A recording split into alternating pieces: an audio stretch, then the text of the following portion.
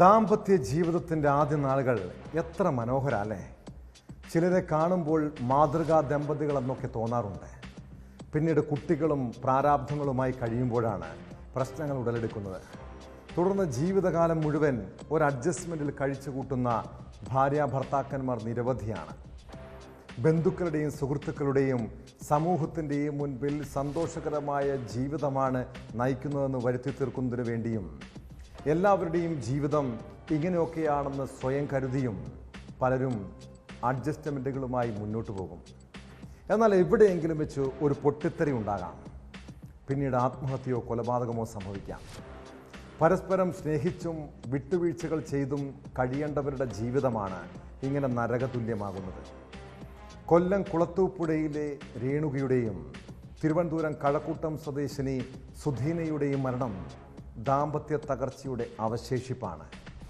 വിശദമായി പരിശോധിക്കുകയാണ് police patrol. സ്വാഗതം.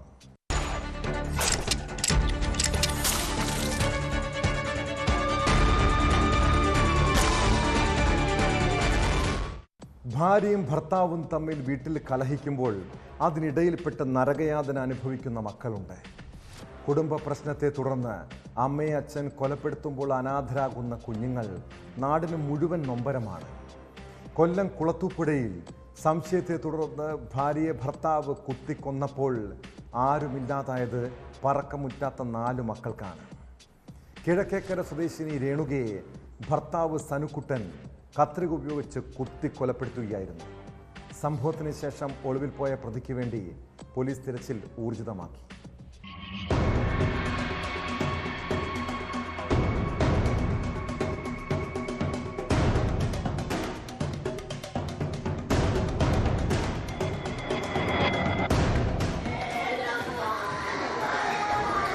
ഭാര്യയിലുള്ള സംശയമാണ് അരിങ്കൊലയിൽ കലാശിച്ചത്. കുളത്തൂപ്പുഴ ആറ്റിന് കിഴക്കേക്കര മനുഭവനിൽ രേണുകയാണ് കൊല്ലപ്പെട്ടത്.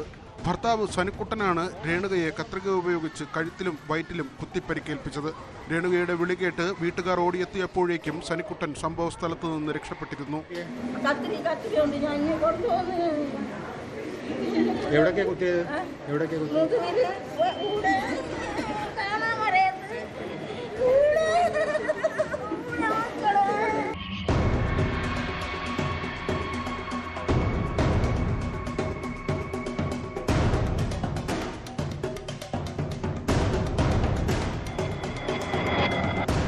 ഓടിക്കൂടിയ ബന്ധുക്കൾ കുളത്തൂപ്പുഴ സാമൂഹ്യാരോഗ്യ കേന്ദ്രത്തിൽ രേണുകയെ എത്തിച്ചു. അപകടകരമായ മുറിവായതിനാൽ പ്രാഥമിക ചികിത്സ നൽകിയ ശേഷം രേണുകയെ കടയ്ക്കൽ ആശുപത്രിയിലേക്ക് കൊണ്ടുപോയി. എന്നാൽ വഴിമധ്യേ മരണം സംഭവിച്ചു. മുൻപും സനുക്കുട്ടൻ സംശയത്തെ തുടർന്ന് വീട്ടിൽ വഴക്കുണ്ടാക്കിയിരുന്നതായി ബന്ധുക്കൾ മൊഴി നൽകി. രേണുകയ്ക്കും സനുക്കുട്ടനും 2 പെൺകുട്ടികളടക്കം 4 മക്കളുണ്ട്. ഒളിവിൽ പോയ സനുക്കുട്ടനായുള്ള അന്വേഷണം കുളത്തൂപ്പുഴ പോലീസ് ഊർജിതമാക്കിയിട്ടുണ്ട്.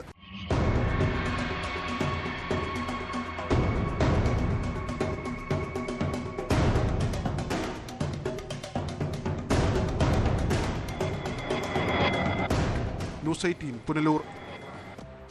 ഭർത്താക്കന്മാരുടെ സംശയവും ക്രൂരമായ പീഡനങ്ങളും കാരണം കണ്ണീരുമായി കഴിയുന്ന ഒട്ടേറെ സ്ത്രീകളുണ്ട് നമ്മുടെ നാട്ടിൽ. തിരുവനന്തപുരം കഴക്കൂട്ടം സ്വദേശിനി സുധീന കഴിഞ്ഞ 17 വർഷമായി അനുഭവിക്കാത്ത യാതനകളില്ല.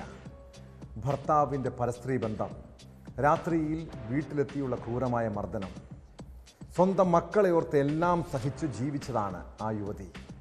എന്നാൽ കഴിഞ്ഞ ദിവസം ഭർത്താവ് ബഷീർ നിസ്സാര പ്രശ്നത്തിൻ്റെ പേരിൽ സുധീനയെ ക്രൂരമായി മർദ്ദിച്ചു. പിന്നീട് നാട്ടുകാരും ബന്ധുക്കളും കേട്ടത് യുവതിയുടെ മരണവിവരമാണ്. മകളുടെ മരണത്തിൽ ദുരൂഹത ആരോപിച്ച് പിതാവ് രംഗത്തെത്തി. യുവതി ആത്മഹത്യ ചെയ്യില്ലെന്നും വിശദമായ അന്വേഷണം നടത്തണമെന്നുമാണ് ബന്ധുക്കളുടെ ആവശ്യം. കഴിഞ്ഞ ദിവസം പൂന്തുറയിൽ ഭർത്തൃ വീട്ടിലാണ് സുധീനയെ മരിച്ച നിലയിൽ കണ്ടെത്തിയത്.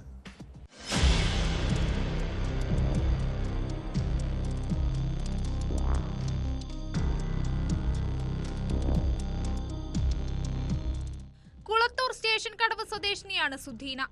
പൂന്തുറ മാണിക്യവിളാകത്ത് ഭർത്താവിന്റെ വീട്ടിലാണ് കഴിഞ്ഞ ദിവസം മരിച്ച നിലയിൽ കണ്ടെത്തിയത്. കിടപ്പുമുറിയിലെ ഫാനിൽ ബെഡ്ഷീറ്റും ഷോളും ഉപയോഗിച്ച് തൂങ്ങിയതായാണ് ഭർത്താവ് ബാദുഷ പൂന്തുറ പോലീസിനോട് പറഞ്ഞത്. എന്നാൽ യുവതി കുഴഞ്ഞു വീണു എന്നാണ് ഇയാൾ സുധീനയുടെ പിതാവ് ബഷീറിനെ അറിയിച്ചത്. അമ്പലത്തറയിലുള്ള സ്വകാര്യ ആശുപത്രിയിൽ എത്തിച്ചപ്പോഴാണ് യുവതിയുടെ മരണം സ്ഥിരീകരിച്ചത്. സ്വർണം പണയം വെച്ചതുമായി ബന്ധപ്പെട്ട് കഴിഞ്ഞ ദിവസം വീട്ടിൽ വഴക്ക് നടന്നിരുന്നതായി ബഷീർ ആരോപിച്ചു. മുൻപും പലതവണ സുധീനയെ ബാദുഷ മർദ്ദിച്ചിട്ടുണ്ടെന്നും ഇയാൾക്ക് മറ്റു സ്ത്രീകളുമായുള്ള ബന്ധത്തെ ചൊല്ലി വീട്ടിൽ വഴക്കുണ്ടായിട്ടുണ്ടെന്നും ആരോപണമുണ്ട്. ആത്മഹത്യ ചെയ്യൂല അവള്. ഒരു പെമ്മക്കളും 2 മക്കളുള്ളതുകൊണ്ട് അവള് ചെയ്യൂല. ഒരു എന്തെങ്കിലും അക്കതർക്കങ്ങളുണ്ടായി അവള് രാത്രി 10:30 മണിക്ക് വന്ന് ഓട്ടോറിക്ഷ ഓടിയിട്ട് വന്ന് ഒരു പെണ്ണിൻ്റെ വിഷയമുണ്ട്, കൂടെ ഒരു പെണ്ണിൻ്റെ വിഷയമുണ്ട്. ഇവ ആട്ടോ ഓടിക്കാതെ പെണ്ണിനായിട്ട് കമ്പനി അവിടെ ഫോൺ വിളിക്കുമ്പോൾ ഫോൺ എടുത്തുകൊണ്ട് വെളിയിൽ പോയി സംസാരിക്കും. അപ്പോൾ എൻ്റെ മോള് ചോദിച്ചു എന്തിനാ ഞങ്ങളെപ്പോഴും ഫോൺ വരും വെളിയിൽ പോകുന്നത്? അതൊരു ഓട്ടം വിളിക്കുന്നതിനെ കുറിച്ച് സംസാരിക്കാമല്ലോ, ഈ രാത്രിയൊക്കെ ഓട്ടം വിളിക്കുന്നു. അങ്ങനെ പല സംശയങ്ങളായി മോള് ചോദിക്കണമുണ്ട്. അത് ഭയങ്കര വിഷയമുണ്ടായി. 17 വർഷം മുൻപാണ് സുധീനയുടെയും ബാദുഷയുടെയും വിവാഹം നടന്നത്. യുവതി ആത്മഹത്യ ചെയ്യില്ലെന്നും വിശദമായ അന്വേഷണം നടത്തണമെന്നുമാണ് സുധീനയുടെ ബന്ധുക്കളുടെ ആവശ്യം. പോസ്റ്റ്മോർട്ടം നടപടികൾക്ക് ശേഷം മൃതദേഹം ബന്ധുക്കൾക്ക് വിട്ടു നൽകി. നിലവിൽ അസ്വാഭാവിക മരണത്തിനാണ് പോലീസ് കേസെടുത്തിട്ടുള്ളത്. സംഭവത്തെക്കുറിച്ച് വിശദമായി അന്വേഷിക്കുന്നുണ്ടെന്നും പോസ്റ്റ്മോർട്ടം റിപ്പോർട്ട് ലഭിച്ചാൽ തുടർ നടപടി ഉണ്ടാകുമെന്നും പൂന്തുറ പോലീസ് വ്യക്തമാക്കി.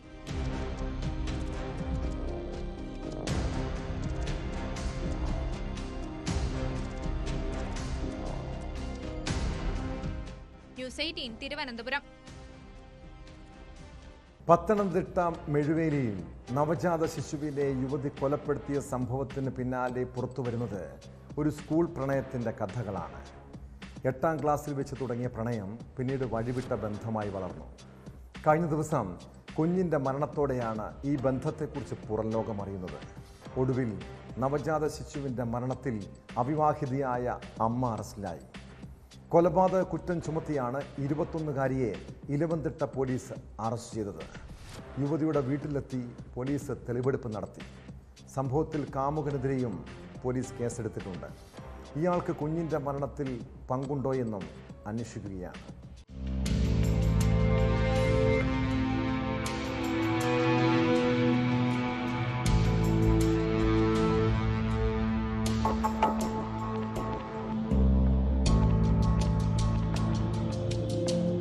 കഴിഞ്ഞ ചൊവ്വാഴ്ചയാണ് മെഴുവേലിയിൽ ആളൊഴിഞ്ഞ പുരയിടത്തിൽ നവജാത ശിശുവിനെ മരിച്ച നിലയിൽ കണ്ടെത്തിയത്. അമിത രക്തസ്രാവത്തെ തുടർന്ന് ചികിത്സ തേടിയ യുവതിയെപ്പറ്റി ആശുപത്രിയിലെ ഡോക്ടർമാർക്ക് തോന്നിയ സംശയമാണ് കൊലപാതകത്തിൻ്റെ ചുരുളഴിച്ചത്. സ്വകാര്യ ആശുപത്രിയിലെ ഡോക്ടർ പോലീസിന് നൽകിയ വിവരത്തിൻ്റെ അടിസ്ഥാനത്തിൽ നടത്തിയ പരിശോധനയിൽ കുട്ടിയുടെ മൃതദേഹം കണ്ടെത്തുകയായിരുന്നു. പോസ്റ്റ്മോർട്ടം റിപ്പോർട്ടിൽ തലക്കേറ്റ ക്ഷതമാണ് ശിശുവിൻ്റെ മരണകാരണമെന്ന് വ്യക്തമായിരുന്നു. ശുചിമുറിയിൽ പ്രസവിച്ച യുവതി ആളൊഴിഞ്ഞ സമീപത്തെ പറമ്പിലേക്ക് കുട്ടിയെ വലിച്ചെറിയുകയായിരുന്നു. കുട്ടിയെ വലിച്ചെറിഞ്ഞപ്പോൾ ഉണ്ടായ ക്ഷതമാണ് മരണകാരണമെന്നാണ് പോലീസിൻ്റെ കണ്ടെത്തൽ. യുവതിയെ വീട്ടിലും ശുചിമുറിയിലും പിന്നിലെ പറമ്പിലും എത്തിച്ച് തെളിവെടുപ്പ് നടത്തി. കൊലപാതകത്തിന് ഞെട്ടലിലാണ് നാട്ടുകാർ.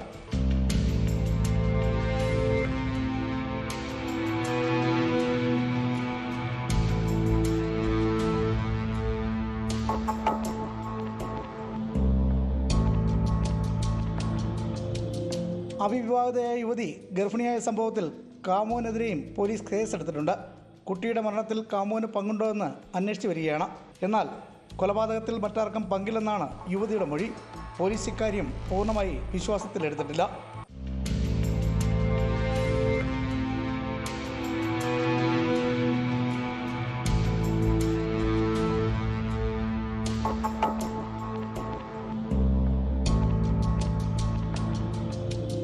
ന്യൂസ് 18 പത്തനംതിട്ട. കണ്ണൂർ കായലോടിന് സമീപം പറമ്പായി എന്ന പ്രദേശം SDPIയുടെ സ്വാധീന മേഖലയാണ്. അവിടെ അവർക്ക് പോലീസും കോടതിയുമൊക്കെ ഉണ്ട്. ഒരാണും പെണ്ണും തമ്മിൽ സംസാരിച്ചാൽ പോലും പരസ്യമായി വിചാരണ ചെയ്യും. ചിലപ്പോൾ അവർ സദാചാര പോലീസിൻ്റെ വേഷത്തിലുമെത്തും. പറമ്പായിയിൽ ആൺ സുഹൃത്തിനോട് സംസാരിച്ചതിന് ആൾക്കൂട്ട വിചാരണ നേരിട്ടതിൽ മനം നൊന്താണ് റസീന എന്ന യുവതി കഴിഞ്ഞ ദിവസം ജീവനൊടുക്കിയത്. കേസിൽ കൂടുതൽ പ്രതികൾക്കായി പോലീസ് അന്വേഷണം ഊർജിതമാണ്. പോലീസ് കണ്ടെടുത്ത യുവതിയുടെ ആത്മഹത്യാക്കുറിപ്പിൽ നിന്ന് ഞെട്ടിപ്പിക്കുന്ന വസ്തുതകളാണ് പുറത്തു വന്നത്. പ്രതികളിലേക്ക് നയിക്കുന്ന സൂചനകളും ആത്മഹത്യാക്കുറിപ്പിലുണ്ട്. എന്നാൽ യുവതിയുടെ ആൺ സുഹൃത്തിനെതിരെ യാതൊരു പരാമർശവുമില്ല.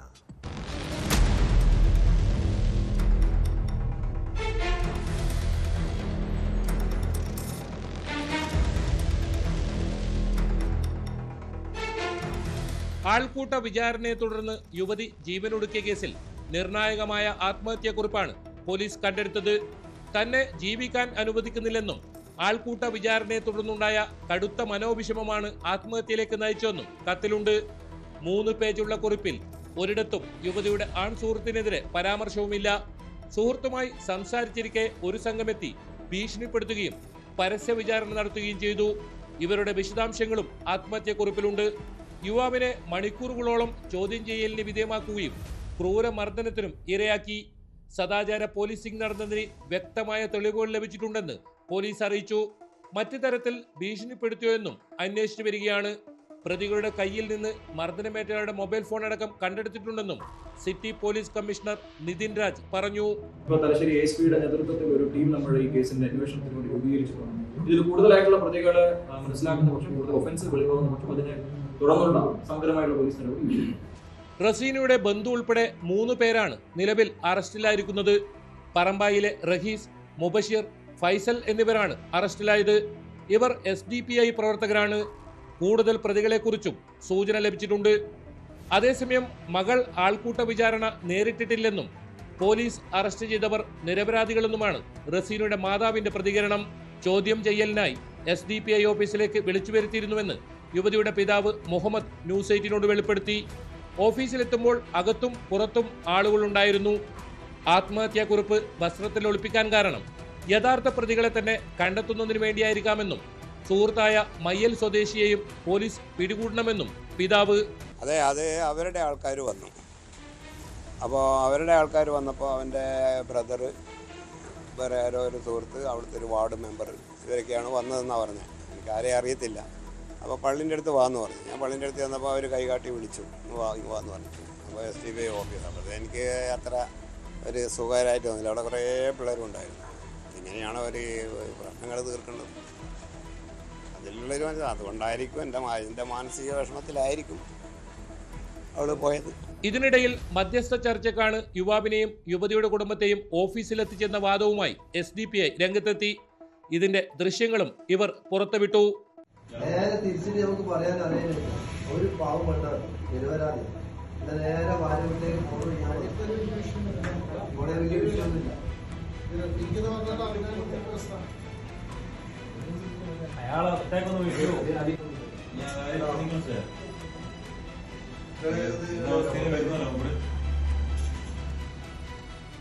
കാണാതായ യുവതിയുടെ ആൺ സുഹൃത്തിനായും പോലീസ് അന്വേഷണം ഊർജിതമാക്കി.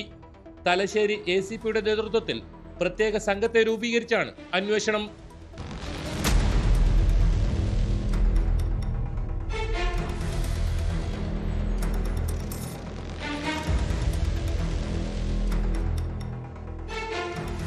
ന്യൂസ് 18 കണ്ണൂർ. തമിഴ്നാട്ടിൽ പ്രണയബന്ധത്തെ തുടർന്നുള്ള ദുരഭിമാന കൊലകൾ നിത്യസംഭവമാണ്.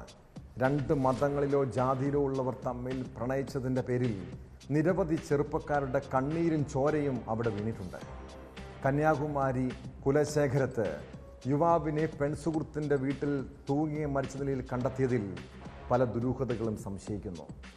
കുലശേഖരം കാവുവിള സ്വദേശി ധനുഷിനെ പെൺകുട്ടിയുടെ കുടുംബം കൊലപ്പെടുത്തിയതാകാമെന്നാണ് ആരോപണം. ദുരഭിമാന കൊലയാണ് നടന്നതെന്ന് മരിച്ച യുവാവിൻ്റെ കുടുംബം പറയുന്നു.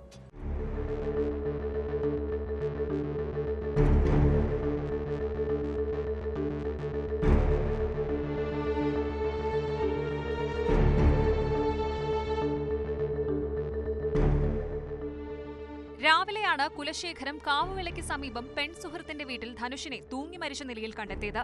സ്കൂൾ പഠന കാലഘട്ടം മുതൽ സമീപവാസിയായ ഇതര മതസ്ഥയായ പെൺകുട്ടിയുമായി ധനുഷ് പ്രണയത്തിലായിരുന്നെന്ന് ബന്ധുക്കൾ പറയുന്നു. 10ാം ക്ലാസ് പഠനം പൂർത്തിയാക്കിയ ശേഷം ഉപരിപഠനത്തിനായി കോയമ്പത്തൂരിലേക്ക് പോയപ്പോഴും പ്രണയം തുടർന്നു. പഠനം പൂർത്തിയായ ശേഷം സ്വകാര്യ സ്ഥാപനത്തിൽ ജോലി ലഭിച്ചതോടെ ധനുഷ് ബന്ധുക്കൾ വഴിയും സുഹൃത്തുക്കൾ വഴിയും പെൺകുട്ടിയുടെ വീട്ടുകാരോട് വിവാഹാലോചന നടത്തി. എന്നാൽ സാമുദായിക പ്രശ്നങ്ങൾ കാരണം പെൺകുട്ടിയുടെ വീട്ടുകാർ എതിർക്കുകയായിരുന്നു. പെൺകുട്ടിക്ക് മറ്റൊരാളുമായി വിവാഹ നിശ്ചയം നടക്കുന്നു എന്നറിഞ്ഞതിനെ തുടർന്ന് ധനുഷ് സ്വന്തം വീട്ടുകാരെ പോലും അറിയിക്കാതെ കഴിഞ്ഞ ചൊവ്വാഴ്ച രാത്രി കുലശേഖരത്തെത്തിയിരുന്നു. മരണവിവരം അറിഞ്ഞപ്പോഴാണ് ധനുഷ് നാട്ടിലെത്തിയിരുന്ന വിവരം അറിയുന്നതെന്ന് കുടുംബം പറയുന്നു. ദുരഭിമാന കൊലയാണ് നടന്നതെന്നാണ് ധനുഷിന്റെ കുടുംബം ആരോപിക്കുന്നത്.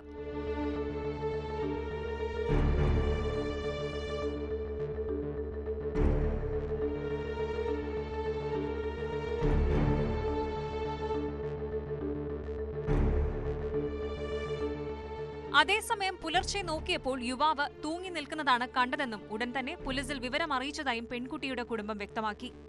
മരണത്തിൽ യാതൊരു പങ്കുമില്ലെന്നാണ് ഇവരുടെ നിലപാട്. കുലശേഖരം പോലീസ് മേൽ നടപടികൾ സ്വീകരിച്ച ശേഷം മൃതദേഹം ആശാരിപ്പള്ളം ആശുപത്രിയിലേക്ക് പോസ്റ്റ്മോർട്ടത്തിന് അയച്ചു. സംഭവത്തെക്കുറിച്ച് അന്വേഷിച്ച് തക്കതായ നടപടി സ്വീകരിക്കാത്ത പക്ഷം പോസ്റ്റ്മോർട്ടം നടപടികളിൽ സഹകരിക്കുകയോ മൃതദേഹം ഏറ്റുവാങ്ങുകയോ ചെയ്യില്ല എന്ന നിലപാടിലാണ് ധനുഷിന്റെ കുടുംബം.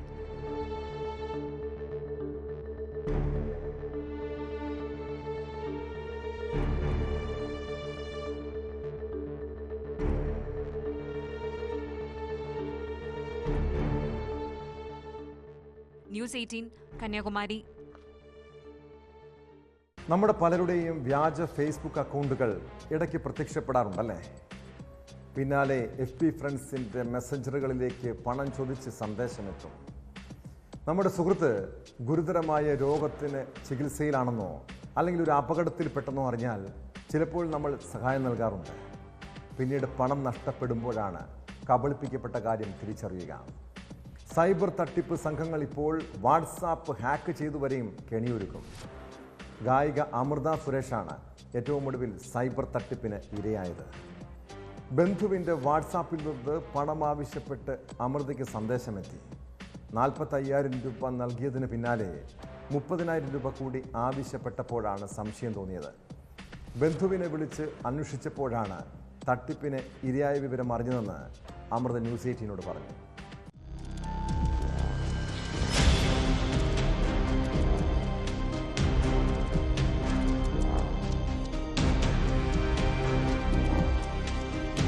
യൂട്യൂബ് ചാനലിലൂടെയാണ് തട്ടിപ്പ് വിവരം അമൃത സുരേഷ് പുറത്തു പറയുന്നത്. റെക്കോർഡിംഗ് സ്റ്റുഡിയോയിൽ ഇരിക്കുന്ന സമയത്താണ് ബന്ധുവിന്റെ വാട്സപ്പ് നമ്പറിൽ നിന്നും പണം ആവശ്യപ്പെട്ട് സന്ദേശമെത്തിയത്. 45,000 രൂപ അത്യാവശ്യമായി വേണമെന്നും തന്റെ UPIക്ക് എന്തോ പ്രശ്നമുള്ളതിനാൽ മറ്റൊരാളുടെ അക്കൗണ്ടിലേക്ക് അയക്കണമെന്നും ആവശ്യപ്പെട്ടു. ഉടൻ പണം നൽകി. വീണ്ടും 30,000 രൂപ ചോദിച്ചപ്പോഴാണ് സംശയം തോന്നിയത്. നമ്മളുടെ സ്വന്തം എന്ന് പറയുന്ന ബന്ധങ്ങളിലുള്ള ആളുകൾ, അതും ഞങ്ങൾ തമ്മിൽ അങ്ങനത്തെ ഒരു ബന്ധമാണുള്ളത്. അപ്പം എന്തെങ്കിലും എമർജൻസി വരും, ഞാൻ ചിലപ്പോൾ ചേച്ചിയുടെ അടുത്ത് ചേച്ചി എന്തെങ്കിലും പൈസ ഉണ്ടെങ്കിൽ ഇടുമെന്ന് പറയും, അപ്പൊ തന്നെ തിരിച്ചു കൊടുക്കും. അങ്ങനെയൊക്കെ ഉള്ള റിലേഷൻഷിപ്പ് ഉള്ള ഒരാളാണ്. അപ്പൊ നമ്മൾ അധികം വിളിച്ച് ക്ലാരിഫൈ ചെയ്യാൻ ഇല്ലല്ലോ. അപ്പൊ മാത്രമല്ല രാവിലെയും കൂടെ സംസാരിക്കുകയൊക്കെ ചെയ്താണ് ആ വാട്സപ്പില്. അപ്പോൾ എക്സ്പെക്ട് ചെയ്തില്ല. മാത്രമല്ല ഞാൻ സ്റ്റുഡിയോയിൽ ഇരിക്കുകയായിരുന്നു.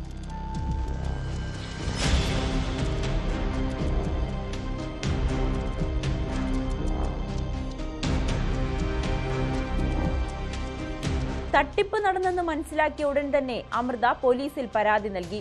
ബീഹാറിൽ നിന്നുള്ള ദീപക് എന്ന വ്യക്തിയുടേതാണ് അക്കൗണ്ട് നമ്പർ എന്ന് കണ്ടെത്തി. എന്നാൽ ഇത് വ്യാജമാണെന്നും പോലീസ് പറഞ്ഞു. ഇനിയും ആ അക്കൗണ്ടിലേക്ക് പണം വന്നാൽ മാത്രമേ നഷ്ടപ്പെട്ട അമൃതയുടെ പണം തിരികെ ലഭിക്കുകയുള്ളൂ. ഇനിയും പണം നഷ്ടമാകാതിരിക്കാൻ അമൃതയുടെ അക്കൗണ്ടും മരവിപ്പിച്ചു. സംഭവത്തിൽ പോലീസ് അന്വേഷണം ഊർജിതമാക്കിയിട്ടുണ്ട്.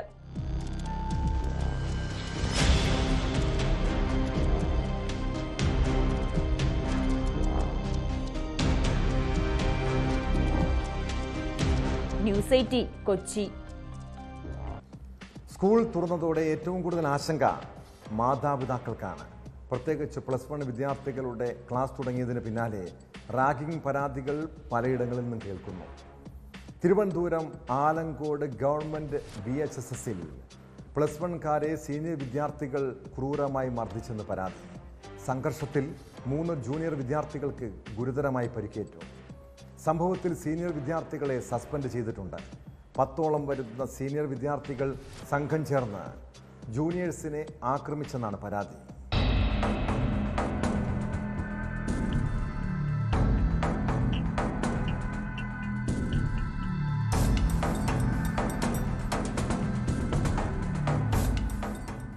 ആലങ്കോട് ഗവൺമെന്റ് VHSSൽ കഴിഞ്ഞ ദിവസമായിരുന്നു സംഭവം. പുതിയതായി പ്രവേശനം നേടിയ വിദ്യാർത്ഥികളോട് സീനിയർ വിദ്യാർത്ഥികൾ പേര് ചോദിച്ചു. പേര് പറഞ്ഞപ്പോൾ ശബ്ദം കുറഞ്ഞുപോയി എന്ന് പറഞ്ഞാണ് ആദ്യം ഉന്തും തള്ളുമുണ്ടായത്. പിന്നീട് ഇത് വലിയ സംഘർഷത്തിൽ കലാശിക്കുകയായിരുന്നു. 10ഓളം വരുന്ന സീനിയർ വിദ്യാർത്ഥികൾ സംഘം ചേർന്ന് ജൂനിയർ വിദ്യാർത്ഥികളെ ആക്രമിച്ചു എന്നാണ് പരാതി. നമ്മൾ 8ാം ക്ലാസ് വരെ ഇവിടെ പഠിക്കുന്നതാണ്. പിന്നെ +1 പുതിയ അഡ്മിഷൻ കിട്ടി ഇവിടെ വന്നിട്ട് ഫസ്റ്റ് ദിവസം സീനിയേഴ്സ് വന്ന് റാഗ് ചെയ്ത് സീനിയേഴ്സിൻ്റെ പേരൊക്കെ ചോദിച്ച് ഉറക്കെ പറയടാന്നൊക്കെ പറഞ്ഞ് ടീച്ചർമാരെ കൊണ്ടായിരുന്നു. അവന്മാർ പിടിച്ച് തള്ളി. അവർ ഒരു 10-20 പേരുണ്ടായിരുന്നു, +2 സീനിയേഴ്സ്. അതിൽ പിടിച്ച് തള്ളിയിട്ട് നമ്മളെ എടുത്ത് അടിച്ച് നമ്മൾ തറയിൽ വീണ്. എൻ്റെ മുഖത്തും ഇടികൊണ്ട് പല്ലും പൊട്ടിച്ചേറായിട്ട് അങ്ങനെ തറയിൽ വീണ് തറയിലിട്ട് കുറേ അടിച്ച്. 3 വിദ്യാർത്ഥികൾക്ക് ഗുരുതരമായി പരിക്കേറ്റു. കണ്ണിനും തലയ്ക്കും ശരീരത്തിലും അടിയേറ്റതായി വിദ്യാർത്ഥികൾ പറയുന്നു. സംഭവത്തിൽ സീനിയർ വിദ്യാർത്ഥികളായ 7 പേരെ സസ്പെൻഡ് ചെയ്തിട്ടുണ്ട്. അക്രമത്തിനിരയായ വിദ്യാർത്ഥികളുടെ രക്ഷകർത്താക്കൾ നഗരൂർ പോലീസിൽ പരാതി നൽകി. PTA, പോലീസ് എന്നിവരെ പങ്കെടുപ്പിച്ച് യോഗം ചേരുമെന്നും അടിയന്തരമായി തുടർ നടപടികൾ ഉണ്ടാകുമെന്നും സ്കൂൾ പ്രിൻസിപ്പൽ അറിയിച്ചു.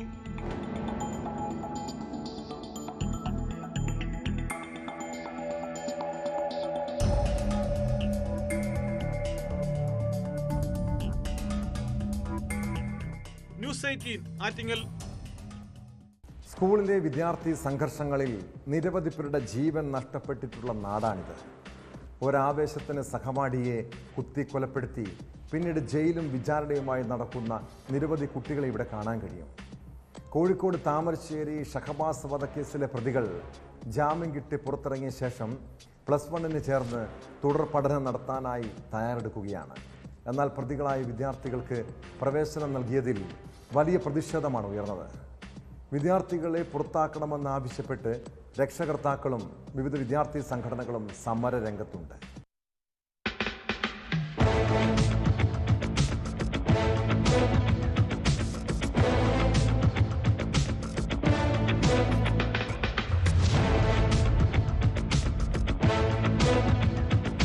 ഷഹബാസ് വധക്കേസിൽ പ്രതികളായ 2 വിദ്യാർത്ഥികൾക്ക് പ്രവേശനം നൽകിയ ഈങ്ങാപ്പുഴ MGM ഹയർ സെക്കൻഡറി സ്കൂളിന് മുന്നിലാണ് പ്രതിഷേധം. സ്കൂളിലേക്ക് മാർച്ച് നടത്തിയ KSU MSF പ്രവർത്തകർ ബാരിക്കേഡ് മറികടന്ന് സ്കൂളിലേക്ക് കടക്കാൻ ശ്രമിച്ചത് നേരിയ സംഘർഷത്തിന് ഇടയാക്കി.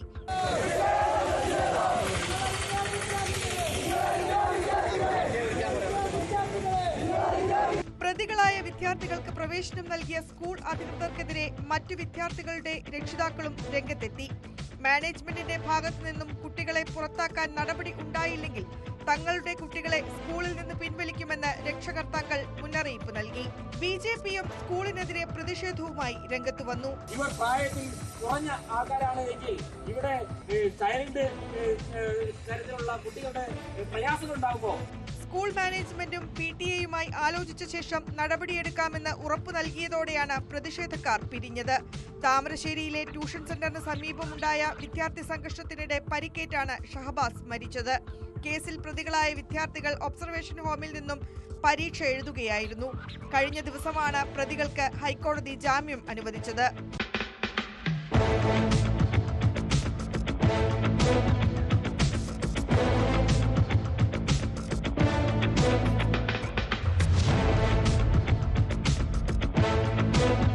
ന്യൂസ് 18 കോഴിക്കോട്. ഇടുക്കി പീരുമേട്ടിലെ ആദിവാസി സ്ത്രീ സീതയ്ക്ക് എന്താണ് സംഭവിച്ചത്? സീതയെ ആന ചവിട്ടി കൊന്നതാണെന്ന ഭർത്താവിൻ്റെ മൊഴിയാണോ? സംഭവം കൊലപാതകമാണെന്ന വനംവകുപ്പിൻ്റെ വാദമാണോ ശരി? പോലീസും DFOയും 2 തട്ടിൽ നിൽക്കുന്നതോടെ കേസിൻ്റെ എല്ലാ വശവും വിശദമായി പരിശോധിക്കാനാണ് അന്വേഷണ സംഘത്തിൻ്റെ തീരുമാനം. ഇതിനായി പോലീസ് പ്രത്യേക സംഘത്തെ രൂപീകരിച്ചു. കോട്ടയം DFO കൊലപാതകമാണെന്ന് എന്തുകൊണ്ടാണ് പറഞ്ഞതെന്ന് അറിയില്ലെന്ന് ഇടുക്കി ജില്ലാ പോലീസ് മേധാവി വിഷ്ണു പ്രസാദ് വ്യക്തമാക്കി.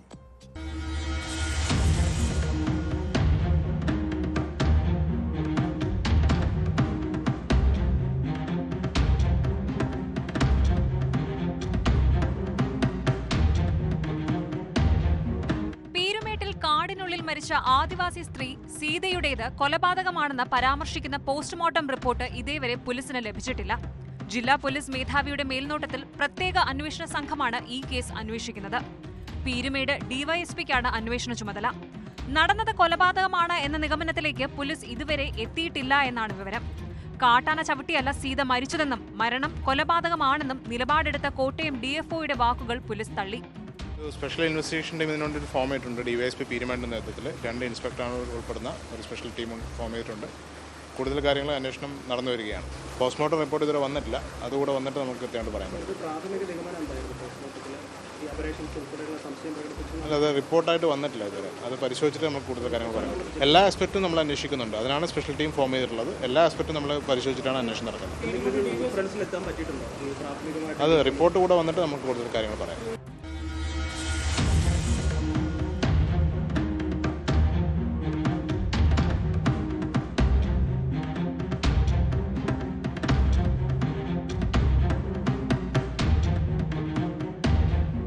നടന്നത് കാട്ടാന ആക്രമണം ആണെന്നും അല്ല കൊലപാതകമാണെന്നും രണ്ട് വാദങ്ങൾ നിലനിൽക്കുന്നുണ്ട്. കാട്ടാന ആക്രമണം ആണെന്നത് വനം വകുപ്പ് തള്ളിയിരുന്നു. സീതയുടെ മൃതദേഹം കാടിന് പുറത്തെത്തിച്ച ഭർത്താവ് ബിനു കാട്ടാനയുടെ ആക്രമണം ഉണ്ടായെന്നാണ് മൊഴി നൽകിയത്. എന്നാൽ മർദ്ദനമേറ്റതായി പോസ്റ്റ്മോർട്ടത്തിൽ കണ്ടെത്തിയതായി വിവരങ്ങൾ പുറത്തു വന്നതോടെയാണ് ഭർത്താവ് സംശയനിഴലിലായത്. തുടർന്ന് ഇയാളെ പോലീസ് ചോദ്യം ചെയ്തിരുന്നു. സംഭവത്തിൽ നിഷ്പക്ഷ അന്വേഷണത്തിന് മനുഷ്യാവകാശ കമ്മീഷനും ഉത്തരവിട്ടിട്ടുണ്ട്. പോസ്റ്റ്മോർട്ടം നടത്തിയ ഫോറൻസിക് സർജൻ റിപ്പോർട്ട് ഇതുവരെ സമർപ്പിച്ചിട്ടില്ല. റിപ്പോർട്ട് നൽകുന്നതോടെ സംഭവത്തിലെ ദുരൂഹത നീങ്ങിയേക്കും.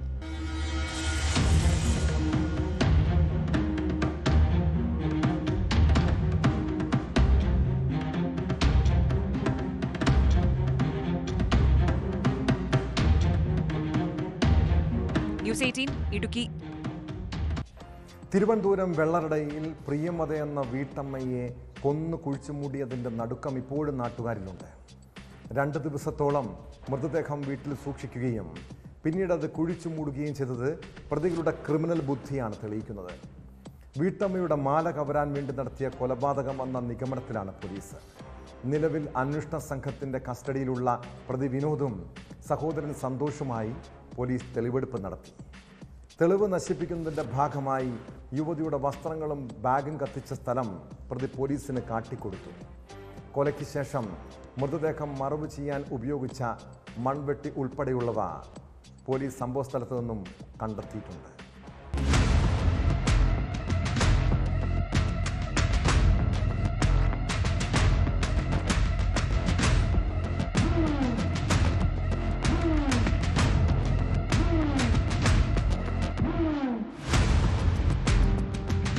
നാടിനെ നടുക്കിയ പ്രിയംവദ കൊലക്കേസിലെ പ്രതികളായ വെള്ളറട പനച്ചമൂട് സ്വദേശി വിനോദിനെയും സഹോദരൻ സന്തോഷിനെയും കഴിഞ്ഞ ബുധനാഴ്ചയാണ് പോലീസ് 6 ദിവസത്തെ കസ്റ്റഡിയിൽ വാങ്ങിയത്. തുടർന്ന് നടന്ന ചോദ്യം ചെയ്യലിലാണ് സ്വർണ്ണമാല കവരുന്നതിന് വേണ്ടിയാണ് പ്രിയംവദയെ കൊന്നതെന്ന വിനോദിന്റെ നിർണായക വെളിപ്പെടുത്തലുണ്ടായത്. ഉദിയൻകുളങ്ങരയിലെ സ്വകാര്യ സ്വർണ്ണപണയ സ്ഥാപനത്തിൽ മാല പണയം വെച്ചതായി ഇയാൾ സമ്മതിച്ചു. 1,63,000 രൂപയ്ക്കാണ് മാല പണയം വെച്ചത്.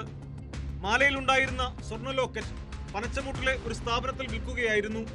വിറ്റ് കിട്ടിയ പണം ഉപയോഗിച്ച് പുതിയ മൊബൈൽ ഫോൺ ഉൾപ്പെടെ വിനോദ് വാങ്ങിയിരുന്നു. ഉദിയൻകുളങ്ങര കളിയിക്കവിള യാത്രാമധ്യേ പ്രിയംവദയുടെ ഫോൺ ഉപേക്ഷിച്ചുവെന്നാണ് വിനോദ് പോലീസിന് നൽകിയ ആദ്യ മൊഴി. എന്നാൽ തുടർന്ന് നടന്ന ചോദ്യം ചെയ്യലിൽ മൊബൈൽ ഫോൺ ഉദിയൻകുളങ്ങരയിലെ ഒരു മൊബൈൽ ഷോപ്പിൽ വിറ്റതായി കണ്ടെത്തി.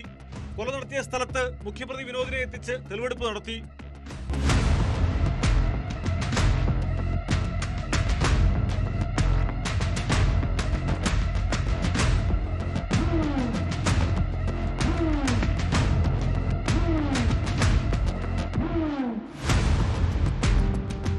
കൊലയ്ക്ക് ശേഷം വലിച്ചെറിഞ്ഞ പ്രിയംവദയുടെ വീടിന്റെ താക്കോൽ സമീപത്തെ ഓടയിൽ നിന്ന് പോലീസ് കണ്ടെത്തി. തെളിവ് നശിപ്പിക്കുന്നതിന്റെ ഭാഗമായി യുവതിയുടെ വസ്ത്രങ്ങളും ബാഗും പ്രതി കത്തിച്ചിരുന്നു. ഈ സ്ഥലവും ഇയാൾ പോലീസിന് കാട്ടിക്കൊടുത്തു. മൃതദേഹം മറവ് ചെയ്യാൻ ഉപയോഗിച്ച മൺവെട്ടി ഉൾപ്പെടെയുള്ളവയും പോലീസ് സ്ഥലത്ത് നിന്ന് കണ്ടെത്തി. സ്വർണ്ണാഭരണങ്ങൾ തിരികെ നൽകാൻ പണയം വെച്ചതും വിറ്റതുമായ സ്ഥാപനങ്ങൾക്ക് പോലീസ് നോട്ടീസ് നൽകിയിട്ടുണ്ട്. തെളിവ് നശിപ്പിക്കാൻ കൂട്ടുനിന്നതിനാണ് വിനോദിന്റെ സഹോദരൻ സന്തോഷിനെ അറസ്റ്റ് ചെയ്തത്. കസ്റ്റഡി കാലാവധി പൂർത്തിയാകുന്ന മുറയ്ക്ക് പ്രതികളെ നെയ്യാറ്റിൻകര കോടതിയിൽ ഹാജരാക്കും.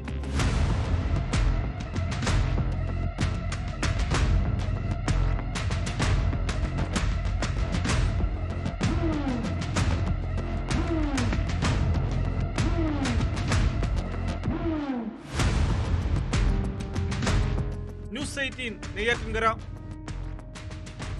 കൊല്ലം കൊട്ടാരക്കരയിൽ ട്രാൻസ്ജെൻഡർ സമരത്തിനിടെ ഉണ്ടായ സംഘർഷത്തിൽ കൂടുതൽ അറസ്റ്റിന് സാധ്യത. പിടിയിലായ 25 ട്രാൻസ്ജെൻഡേഴ്സിനെ കോടതിയിൽ ഹാജരാക്കി റിമാൻഡ് ചെയ്തു. ആക്രമണത്തിൽ SH ഉൾപ്പെടെ 10 പോലീസ് ഉദ്യോഗസ്ഥർക്കും ഒട്ടേറെ സമരക്കാർക്കും പരിക്കേറ്റിരുന്നു. സോഡാ കുപ്പി ഉപയോഗിച്ചുള്ള ആക്രമണത്തിൽ ഇൻസ്പെക്ടർ ജയകൃഷ്ണന് സാരമായ പരിക്കുണ്ട്. വനിതാ പോലീസുകാരടക്കം ആശുപത്രിയിൽ ചികിത്സയിലാണ്. 4 വർഷം മുൻപ് കൊട്ടാരക്കരയിൽ പൊതുഗതാഗതം തടസ്സപ്പെടുത്തിയതിന് 7 ട്രാൻസ്ജെൻഡേഴ്സിനെതിരെ കേസെടുത്തിരുന്നു. ഇതിന്റെ സമൻസ് നോട്ടീസ് അയച്ച വിരോധത്തിലാണ് റോഡ് ഉപരോധിച്ചത്.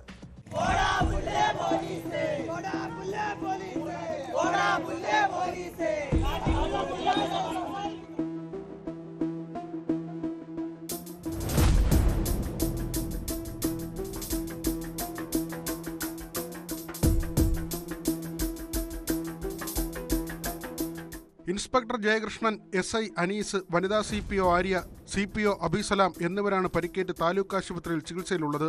മറ്റുള്ളവർക്ക് നിസ്സാര പരിക്കുകളാണ്. സോഡാക്കുപ്പി സ്വന്തമായി തലയിൽ അടിച്ചു പൊട്ടിച്ചും സമരക്കാരിൽ ചിലർ ഭീകരാന്തരീക്ഷം സൃഷ്ടിച്ചിരുന്നു. ഇവരിൽ 5 പേർക്കൊഴികെ മറ്റുള്ളവരുടെ പരിക്ക് ഗുരുതരമല്ല. അറസ്റ്റിലായ 20 ട്രാൻസ്ജെൻഡേഴ്സിനെയും കുന്നിക്കോട്, പൂയപ്പള്ളി എന്നീ സ്റ്റേഷനുകളിലേക്കാണ് മാറ്റിയിരുന്നത്.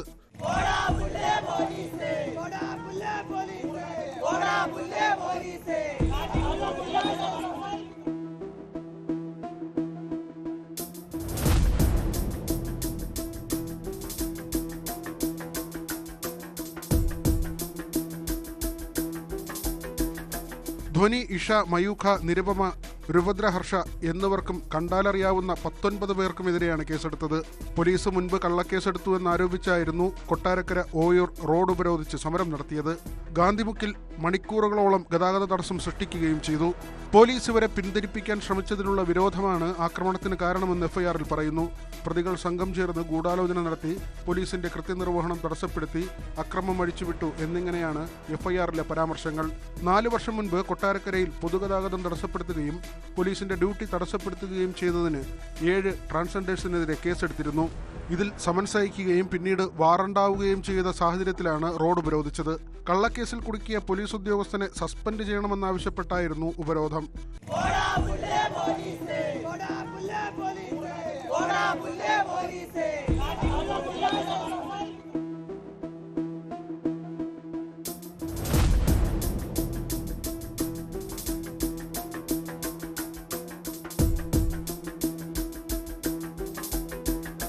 ന്യൂസ് 18 കൊട്ടാരക്കര.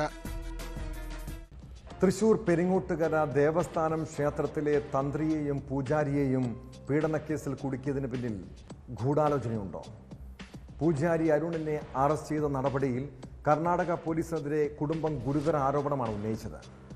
കേസിൽ നിന്നും ഒഴിവാക്കാൻ പോലീസ് 2 കോടി രൂപ ആവശ്യപ്പെട്ടെന്ന് കാട്ടി തൃശൂർ അന്തിക്കാട് പോലീസിൽ തന്ത്രിയുടെ ഭാര്യ പരാതി നൽകി. സംഭവത്തിൽ ഉണ്ണി ദാമോദരൻ നിരപരാധിയാണെന്നും കേസിലെ ഗൂഢാലോചന അന്വേഷിക്കണമെന്നും പരാതിയിൽ ആവശ്യം ഉന്നയിച്ചിട്ടുണ്ട്. കുടുംബത്തെ തർക്കത്തെ തുടർന്നുള്ള പ്രശ്നങ്ങളാണ് പീഡന പരാതിക്ക് പിന്നിലെന്നാണ് ആരോപണം.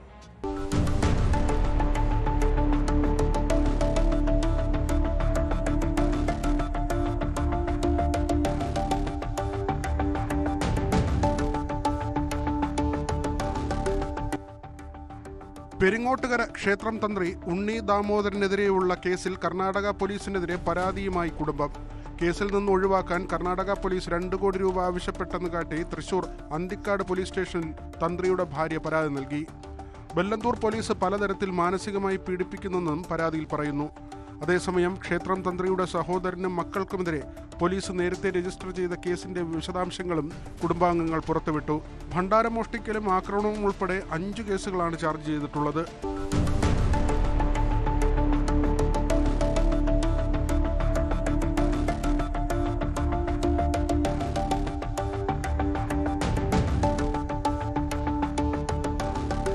തന്ത്രിക്കും മരുമകനുമെതിരെ പീഡന പരാതിയുമായി വന്ന സ്ത്രീ ഗൂഢാലോചനക്കാരുടെ പെൺസുഹൃത്താണെന്നും പരാതിയിൽ പറയുന്നുണ്ട്. ക്ഷേത്രം തന്ത്രി ഉണ്ണി ദാമോദരനെ ഇതുവരെ കണ്ടെത്താനായിട്ടില്ലെന്നാണ് പോലീസിന്റെ വിശദീകരണം. ഉണ്ണി ദാമോദരനെ കാണാതായതുമായി ബന്ധപ്പെട്ട് കുടുംബം നൽകിയ പരാതിയിൽ തൃശൂർ അന്തിക്കാട് പോലീസ് അന്വേഷണം നടത്തുന്നുണ്ട്. പിതാവിനെയും സഹോദരിയുടെ ഭർത്താവിനെയും കള്ളക്കേസിൽ കുടുക്കിയതാണെന്ന് കാട്ടി കഴിഞ്ഞ ദിവസമാണ് ഉണ്ണി ദാമോദരന്റെ മകൾ ഉണ്ണിമായ പോലീസിൽ പരാതി നൽകിയത്. പൂജ നടത്താനെത്തിയ കർണാടക സ്വദേശിയായ യുവതിയെ പീഡിപ്പിച്ചെന്ന പരാതിയിലായിരുന്നു തന്ത്രിയുടെ മരുമകൻ അരുണിനെ ബാംഗ്ലൂർ പോലീസ് കസ്റ്റഡിയിലെടുത്തത്.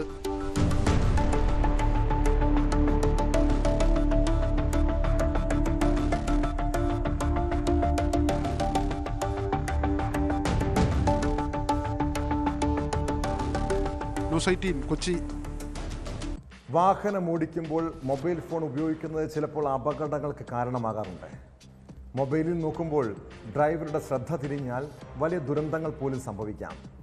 കാസർഗോട്ടെ ഒരു KSRTC ഡ്രൈവറുടെ അപകടയാത്രയെക്കുറിച്ചാണ് പറഞ്ഞു വരുന്നത്.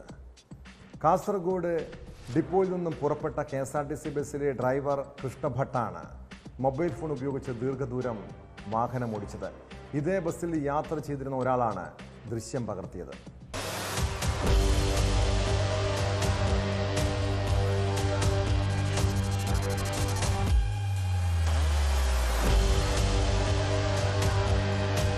അമിത വേഗതയും അശ്രദ്ധയും മാത്രമല്ല, ഡ്രൈവിംഗിനിടെ മൊബൈൽ ഫോൺ ഉപയോഗവും റോഡപകടങ്ങൾ വർദ്ധിപ്പിക്കുന്നതായാണ് കണക്കുകൾ.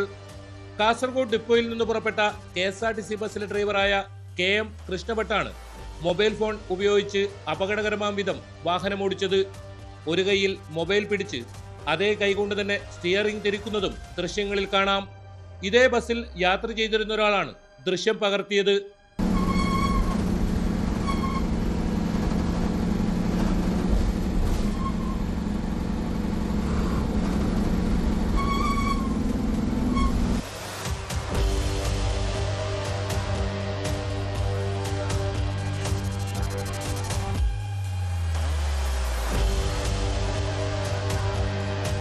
KSRTC ബസ്സുകൾ അപകടത്തിൽപ്പെടുന്നത് പതിവായിരിക്കെയാണ് ഡ്രൈവറുടെ മൊബൈൽ ഉപയോഗ വീഡിയോ പുറത്തു വന്നത്. ഏതാനും ദിവസങ്ങൾക്ക് മുൻപാണ് ഡ്രൈവിംഗിനിടയിൽ മൊബൈൽ ഫോൺ ഉപയോഗിച്ചതിന് കണ്ണൂരിൽ KSRTC ഡ്രൈവറെ സസ്പെൻഡ് ചെയ്തത്. തലശ്ശേരി യൂണിറ്റിലെ ഡ്രൈവർ ഷാജി കുമാർ കണ്ടോത്തിനെതിരെയാണ് നടപടിയെടുത്തത്.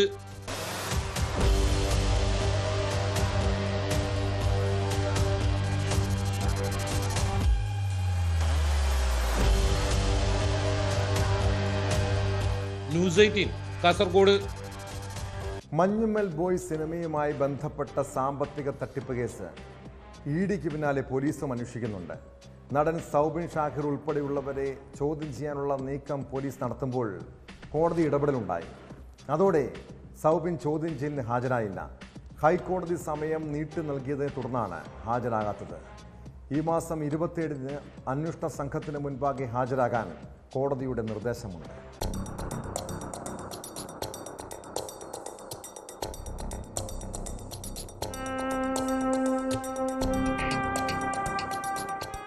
നിർമ്മാതാവ് സൗബിൻ ഷാഹിർ, സഹനിർമ്മാതാക്കളായ ബാബു ഷാഹിർ, ഷോൺ ആന്റണി എന്നിവർ നൽകിയ മുൻകൂർ ജാമ്യാപേക്ഷ കോടതി മുമ്പാകെയുണ്ട്. ഇതിൽ തീരുമാനമെടുക്കാത്ത സാഹചര്യത്തിലാണ് ചോദ്യം ചെയ്യലിന് ഹാജരാകാൻ 27 വരെ സമയം നീട്ടി നൽകിയതായി കോടതി വ്യക്തമാക്കിയത്. കേസ് വീണ്ടും ഈ മാസം 23-ന് പരിഗണിക്കും. സിനിമയ്ക്കായി പലപ്പോഴായി മുടക്കിയ 7 കോടി രൂപയോ ലാഭവിഹിതമോ തിരിച്ചു നൽകിയില്ലെന്നായിരുന്നു അരൂർ സ്വദേശി സിറാജ് വലിയതുറ നൽകിയ പരാതിയിൽ പറയുന്നത്. ക്രിമിനൽ ഗൂഢാലോചന, വിശ്വാസവഞ്ചന, വ്യാജരേഖ ചമയ്ക്കൽ തുടങ്ങി ജാമ്യമില്ലാ വകുപ്പുകളാണ് നിർമ്മാതാക്കൾക്കെതിരെ ചുമത്തിയിട്ടുള്ളത്.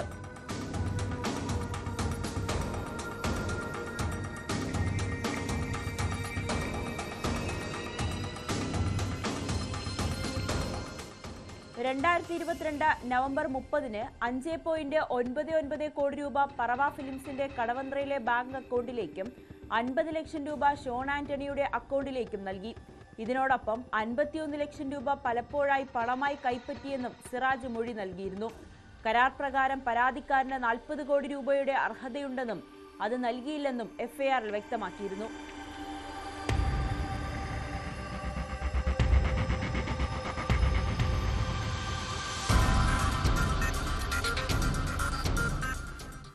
ന്യൂസ് 18 കൊച്ചി. കുറ്റകൃത്യങ്ങളുടെ മറ്റു ചില വാർത്തകൾ ചുരുക്കത്തിൽ. നെയ്യാറ്റിൻകര വ്ളാങ്ങാമുറിയിൽ വാഴത്തോപ്പിലെ ചതുപ്പിൽ അജ്ഞാത മൃതദേഹം. 55 വയസ്സോളം പ്രായം തോന്നിക്കുന്ന പുരുഷന്റെ മൃതദേഹമാണ് കണ്ടെത്തിയത്. സംഭവത്തിൽ പോലീസ് അന്വേഷണം തുടങ്ങി. തിരുവനന്തപുരം ബേക്കറി ജംഗ്ഷനിലെ ഇൻസ്റ്റാമാർട്ട് ബോർഡിന് മുന്നിൽ ഡെലിവറി തൊഴിലാളികളുടെ പ്രതിഷേധം. ഡെലിവറി തൊഴിലാളിയെ ജീവനക്കാർ മർദ്ദിച്ചെന്നാരോപിച്ചായിരുന്നു പ്രതിഷേധം. 15 ദിവസത്തിനകം പരാതികൾ പരിഹരിക്കുമെന്ന പോലീസിന്റെ ഉറപ്പിന്മേൽ പ്രതിഷേധം അവസാനിപ്പിച്ചു. ഇടുക്കിയിൽ പറ്റുബുക്കുമായി ഓട്ടോയിൽ കറങ്ങി മദ്യവിൽപ്പന നടത്തിയിരുന്ന 2 പേർ പിടിയിൽ. പിടിയിലായത് രാജാക്കാട് സ്വദേശികളായ പ്രിൻസ് ജോസഫ്, ഷിജോ ഫ്രാൻസിസ് എന്നിവർ. 45 പേർക്ക് മദ്യം കടം നൽകിയ വകയിൽ ലഭിക്കാനുള്ള തുക എഴുതിയ പറ്റുബുക്കും വിൽപ്പന നടത്തിയ വകയിൽ ലഭിച്ച 3000 രൂപയും 2.5 ലിറ്റർ മദ്യവും ഇവരിൽ നിന്ന് പിടികൂടി. പാലക്കാട് മണ്ണാർക്കാട് സ്വത്ത് തർക്കത്തെ തുടർന്ന് ഭർതൃപിതാവിനെ വെട്ടിപ്പരിക്കേൽപ്പിച്ച മരുമകൾ അറസ്റ്റിൽ. അറസ്റ്റിലായത് അമ്പലപ്പാറ കാപ്പുപറമ്പ് സ്വദേശിനി ഷബ്ന. പാലക്കാട് വടക്കഞ്ചേരിയിൽ ലോട്ടറി കടയിൽ കവർച്ച. വിനായക ലോട്ടറി ഏജൻസിയിൽ നിന്ന് കവർന്നത് 5000 രൂപയും 60000 രൂപയുടെ ലോട്ടറി ടിക്കറ്റുകളും. സോഷ്യൽ മീഡിയ വഴി സാമ്പത്തിക തട്ടിപ്പ് നടത്തിയ കേസിൽ പാലക്കാട് സ്വദേശി ഭുവനേശ്വർ പോലീസിന്റെ പിടിയിൽ. ചിറ്റിലഞ്ചേരി സ്വദേശി പ്രസാദാണ് ഭുവനേശ്വർ സൈബർ ക്രൈം പോലീസിന്റെ പിടിയിലായത്.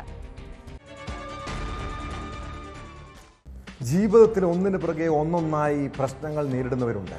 രോഗങ്ങൾ, കടബാധ്യതകൾ, ശത്രുക്കളുടെ വേട്ടയാടൽ, മറ്റുള്ളവരുടെ പരിഹാസം, ഇങ്ങനെ തുടർച്ചയായി പ്രശ്നങ്ങളും പ്രതിസന്ധികളും വരുമ്പോൾ എന്തിനാണ് ജീവിക്കുന്നതെന്ന് ചിലപ്പോൾ ചിന്തിക്കാറുണ്ടല്ലേ?